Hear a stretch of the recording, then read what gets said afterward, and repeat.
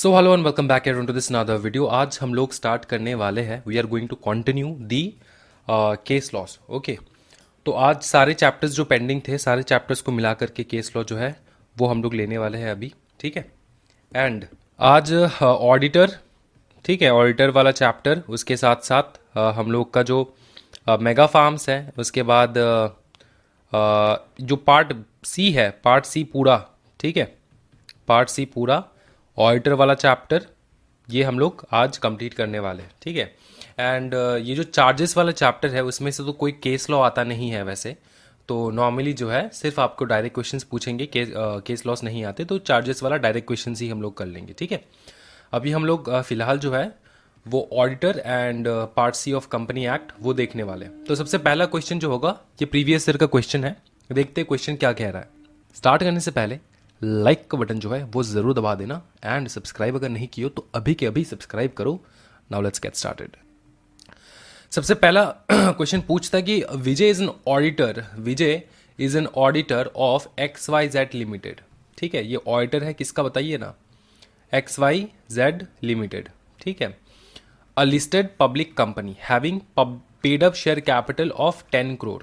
ठीक है, advise him as whether he can render the following services, render the following services। ये जब question आता है ना render the following services, वहां पर ही आप क्लियर हो जाना चाहिए कि यहां पर क्या कहना चाहते हैं ये लोग। ठीक है, कीपिंग इन माइंड, फिर भी हम लोग क्वेश्चन आगे बढ़ेंगे। Keeping in mind the relevant provision of companies act 2013, सबसे पहला बोले कि Vijay wants to conduct internal audit of XYZ limited, he also wishes to provide actual services to XYZ limited.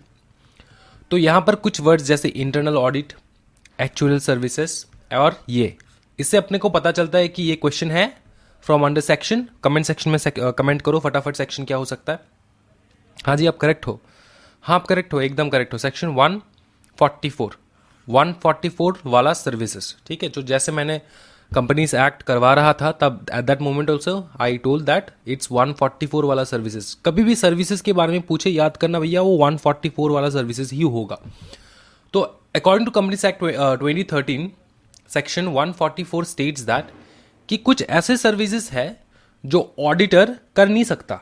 ठीक है, वो कौन से सर्विसेज, सबसे पहले वो बताइए। बहुत सारे सर्विसेज है, उसमें से एक सर्विस है इंटरनल ऑडिट। ये इंटरनल ऑडिट जो है वो नहीं कर सकता। एक्चुअल सर्विसेज जो है वो भी नहीं कर सकता। ठीक है, तो आपको लिखना कैसे है, आपको पूरा प्रोविजन लिखना है और फिर वहां पे लिखना है कि this are the services that the auditor of the company can not do. सबसे पहला बताओ ना, इंटरनल ऑडिट लिख देते इधर पे, इंटरनल ऑडिट। ठीक है, दूसरा एक्चुअल सर्विसेज, एक्चुअल सर्विसेज। ठीक है, तीसरा बताइए मैनेजमेंट सर्विसेज। ठीक है, मैनेजमेंट, ये एमबीए को बुलाइए भैया मैनेजमेंट सर्विसेज करवाने के लिए। ठीक है, तो ये सारे।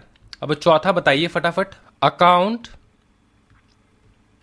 And book keeping services. तो अभी के लिए इतना लिखता हूं मैं, ठीक है, बाकी आप लोग ऐड करते रहिए इधर पे। अंडरस्टूड कि कौन से सर्विसेज है जो नहीं कर सकता ऑडिटर। तो ये सब लिखने के बाद आपको लिखना होगा सबसे पहला पूछे कि Vijay wants to conduct internal audit, क्या वो कर सकता है? आंसर है no. Vijay wishes to design and implementation of financial system, ये भी कर सकते हैं? नो, डिजाइन एंड इंप्लीमेंटेशन भी अलाउड नहीं है। मैनेजमेंट सर्विसेज भी अलाउड नहीं है to ABC limited, the holding company of XYZ limited. भैया आप हो, देखो आपका होल्डिंग है और आप हो सब्सिडियरी, सब्सिडियरी में आप हो ऑडिटर। क्या आप होल्डिंग में ये 144 वाला सर्विसेज कर सकते हो? आप होल्डिंग में हो या सब्सिडियरी में, फर्क नहीं पड़ता, आप कहीं पर भी ये सर्विसेज नहीं दे सकते। तो इसका आंसर भी है नो। ठीक है, नेक्स्ट बताए, what will be your answer if the above two cases if the services are provided to PQR a subsidiary company of XYZ। हाँ जी, सब्सिडियरी कंपनी को दे सकते हो? नो। ठीक है, इसी के साथ अपना पहला क्वेश्चन जो है वो होता है कंप्लीट। तो यही क्वेश्चन ये प्रीवियस ईयर पूछा गया है, 2019 या फिर 2020 से पूछा गया होगा ये। ठीक है, तो इसका आंसर इस प्रकार से आप लोग ड्राफ्ट करने वाले हो। क्लियर है भैया? क्वेश्चन पेपर जो है ना वो बहुत ईजी रहता है, ऐसा मतलब टफ वाला चीज़ कुछ है ही नहीं। नेक्स्ट क्वेश्चन देखेंगे हम लोग, ये मल्टी डिसिप्लिनरी प्रोफेशनल फर्म जो है उसमें से ये पार्ट सी का क्वेश्चन है, ठीक है। इसमें घबरा जाते हैं स्टूडेंट, मतलब घबराने का कुछ है ही नहीं। पहले पढ़ते हैं क्वेश्चन, उसके बाद बात करते हैं। ये क्वेश्चन नंबर 2 होगा। पीयूष प्रैक्टिसिंग कंपनी सेक्रेटरी, क्या है, PCS, is planning to establish a multi disciplinary professional firm, ठीक है, एक फर्म खोलना चाहता है, to provide secretarial financial and medico-legal services. For this purpose, he has invited the following persons for forming the multidisciplinary firm. ठीक है, अब ये इनको बुलाया। अब लास्ट में क्वेश्चन क्या पूछा है, can Piyush constitute multidisciplinary firm with this person, क्या इन लोगों के साथ पीयूष खोल सकता है कि नहीं फर्म, ठीक है, ये पहला क्वेश्चन है।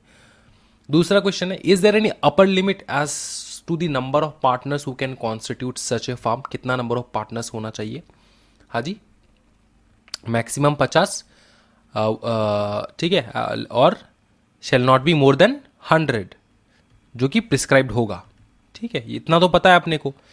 अब के लिए लिमिट कितना है, 50, ठीक है, which can be prescribe to 100 to the max, understood, इससे ज़्यादा प्रिस्क्राइब नहीं किया जा सकता। अच्छा, ये हम लोग पढ़ते सबसे पहले, ठीक है, कोई दिक्कत वाली बात नहीं। Can Piyush consider multidisciplinary firm with this person, अब ये आंसर तो सब लोग दे देंगे। अब बात है ये वाला कि इनके साथ हम लोग खोल सकते हैं कि नहीं फर्म, ये है क्वेश्चन, ठीक है। तो सबसे पहले देखते हैं अतुल अ प्रैक्टिसिंग चार्टर्ड अकाउंटेंट, क्या उसके साथ खोल सकते हो भैया? याद करो, हमने आपको बोला था कि फर्म, हाँ बिल्कुल हम लोग फर्म खोल सकते हैं, पार्टनर बिल्कुल हो सकते हैं हम लोग पार्टनर, ठीक है, हम लोग पार्टनर हो सकते हैं, लेकिन अपने बिरादरी वाले लोगों के साथ, अपने बिरादरी वाले लोगों के साथ, ठीक है। अब ये कौन कौन सा है? चार्टर्ड अकाउंटेंट, हाँ भैया ये अपने बिरादरी वाला लोग है। प्रैक्टिसिंग फिजिशियन, नो, ये अपने बिरादरी वाला लोग नहीं है। बार काउंसिल ऑफ केरला, हाँ जी ये अपने बिरादरी का लोग है। Pratap medical insurance agent, no भैया ये अपने बिरादरी का नहीं है। श्याम है member of the institute of actuaries of India, yes ये भी अपने बिरादरी का है, ठीक है। तो आपको अगर याद होगा, मैंने आप लोग को करवाया है first schedule part 1 clause number 4 और 5 ऑफ कंपनीज सेक्रेटरीज एक्ट 1980, अगर आपको याद है तो। इसमें अपने बिरादरी वाले लोगों का नाम जो है मैंने आप लोग को करवाया था, ठीक है। तो उसमें अपने बिरादरी में ये सारे हैं, तो आपको लिखना कैसे, ड्राफ्ट कैसे करना है, पहले तो प्रोविजन लिखोगे ये सारे, ठीक है, कि ये अपने बिरादरी वाला लोग है, ठीक है। MBA हो जाए, चार्टर्ड अकाउंटेंट हो जाए, CMA हो जाए, प्रैक्टिसिंग बार काउंसिल का मेंबर एडवोकेट हो जाए, ठीक है। उसके बाद अपने एक्चुअरीज ऑफ इंडिया हो जाए, ठीक है, architect, engineers and all that. तो ये सारे जो है आपको लिस्ट लिखना है, उसके बाद आपको एक एक करके आंसर देना कि भैया ये है यस, ये है नो, ये है यस, ये है नो, ये है यस, ये है नो, ठीक है। इसी के साथ ये वाला क्वेश्चन भी सॉल्व हो जाता है। कुछ मतलब टफ लगा है वैसे ऐसे मतलब फीलिंग आया कि बहुत टफ है सर, बहुत टफ है? टफ कुछ नहीं है भाई, एकदम कुछ नहीं है। 10 मार्क एवं मिल जाएगा, 10 मार्क अगर ये सारे आंसर अच्छे से लिख दिए ना, 10 मार्क आंख बंद करके 10 मार्क। लास्ट आज का करेंगे हम लोग, ये भी पार्ट C से ही होगा, ठीक है, लीगल फ्रेमवर्क से।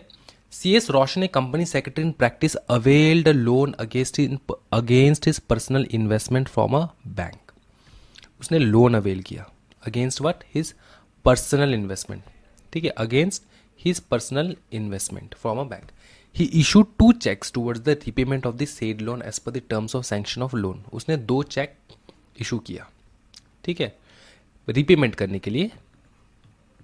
Both the cheques were return by the bank with remark return due to insufficient fund, return कर दिया बैंक ने, बोले कि भैया आपके जो चेक्स है ना वो इनसफिशिएंट फंड है, समझ में आ रहा है, इनसफिशिएंट फंड है, ठीक है, ऐसे करके बैंक ने रिटर्न करनी। Comment on the fact given with reference to the provisions of company secretaries act 1980।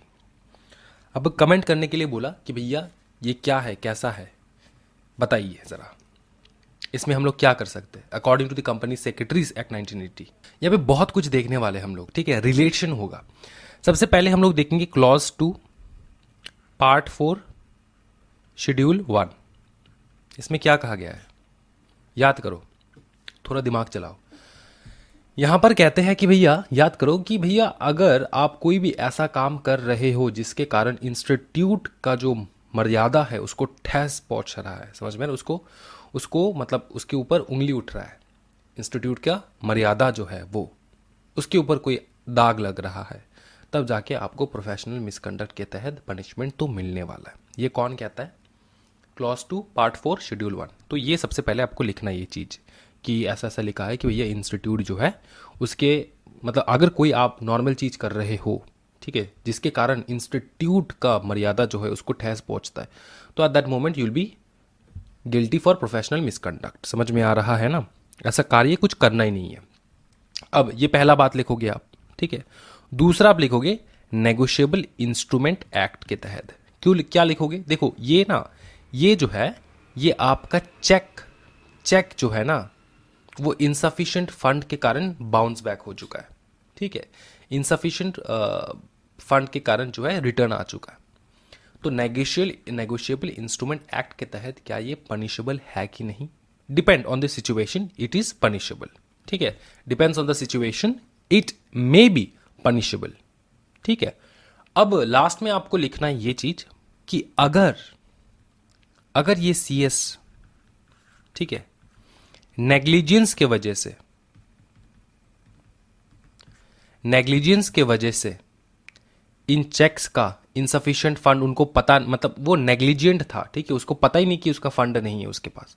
अगर नेग्लिजेंस के वजह से ये चेक्स जो है ये बाउंस बैक हुआ है या फिर रिटर्न हुआ है, तो that means what you are negligent, ठीक है। नेग्लिजेंस की वजह से ही हुआ है। अगर इस प्रकार का कुछ है तो यस यू आर, हाँ जी बताइए ना, yes you are guilty, yes you are guilty according to clause 2 part 4 of schedule 1। समझ में आ रहा है? ठीक है। एक बात याद रखना, नेगोशिएबल इंस्ट्रूमेंट एक्ट के तहत this is punishable because this is offensive, this is counted as an offence कि आपने चेक जो है पेमेंट के लिए, रीपेमेंट के लिए चेक सबमिट किया है जिसका बैंक का भी समय वो नुकसान हुआ, समझ में आ रहा है, एंड चेक्स भी बाउंस बैक हो चुका है, तो ये एक ऑफेंस माना जाता है अंडर दी नेगोशिएबल इंस्ट्रूमेंट। अच्छा ये चेक क्या है? नेगोशिएबल इंस्ट्रूमेंट ही तो है, ठीक है, इसलिए हम लोग नेगोशिएबल। अब बहुत सारे बच्चे पूछ सकते हैं भैया नेगोशिएबल इंस्ट्रूमेंट क्यों ला रहे हो सर इसमें, तो ये रिलेट कर रहा है ना, इसलिए नेगोशिएबल इंस्ट्रूमेंट हम लोग ने यहाँ पे घुसाया, ठीक है, due to an offence, this is an offence, understood. ये कॉमन सेंस का क्वेश्चन है, इसमें मतलब ऐसा नहीं कि आपको पूरा मतलब जो इसमें ऐसा है कि 50% बच्चे आंसर करेंगे, 50% बच्चे आंसर नहीं करेंगे, ऐसा भी है, ठीक है, लेकिन अटेम्प्ट करके आना ज़रूर ऐसे क्वेश्चंस अगर आ गए तो। ठीक है सर, हमने तो नेगोशिएबल इंस्ट्रूमेंट नहीं पढ़े हैं कंपनीज एक्ट में सर। हाँ ठीक है, कोई दिक्कत वाली बात नहीं है, लेकिन ये आपके कॉमन सेंस के साथ, बाई चांस आपको इतना तो पता नहीं होगा कि ये जो चीज़ है नेगोशिएबल इंस्ट्रूमेंट एक्ट के तहत ये एक ऑफेंस है, ये अगर नहीं पता है, लेकिन आप कॉमन सेंस लगाकर कर सकते हो ये चीज़। देखो एक सीएस जो है ना, ये एक बहुत हाई रेप्यूटेड चीज़ होता है, समझ में आ रहा है?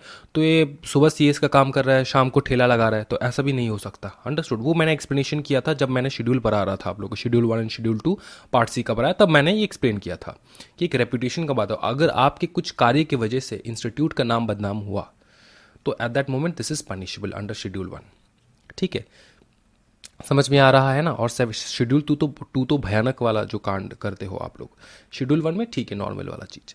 अच्छा, तो ये पनिशेबल है, ठीक है। तो ये इस प्रकार से आपको ड्राफ्ट करके लिखना है कि अगर काउंसिल को लगा कि आपने ये जो चेक सबमिट किया है, ठीक है, वो इसलिए रिटर्न हुआ है ड्यू टू योर नेग्लिजेंस और विलफुल पर्पस, मतलब विलफुल एक्ट है ये आपका, मतलब आपको पता था लेकिन फिर भी आपने ऐसा किया, विलफुल अगर है आपका, तब जाके ये पनिशेबल है। समझ में आ रहा है?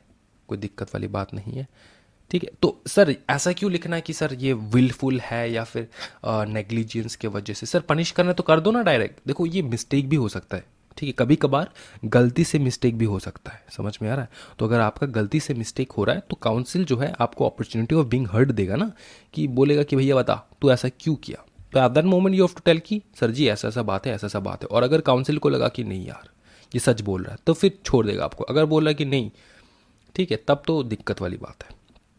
समझ में आ रहा है? कोई दिक्कत वाली बात नहीं है।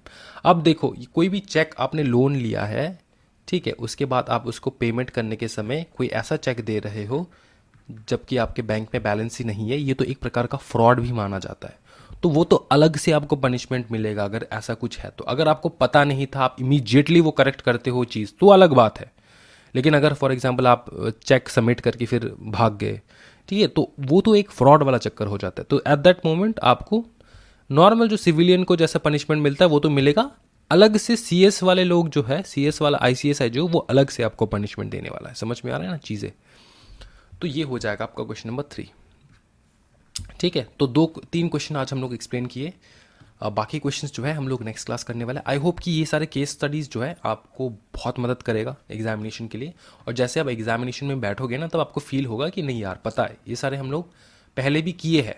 ठीक है, तो दिस इज़ द मोटिव। ज़रूर चैनल को सब्सक्राइब करना and like the video, so that ये वीडियोस ज़्यादा से ज़्यादा शेयर हो। ठीक है, thank you so much everyone, happy learning guys, bye bye and take care.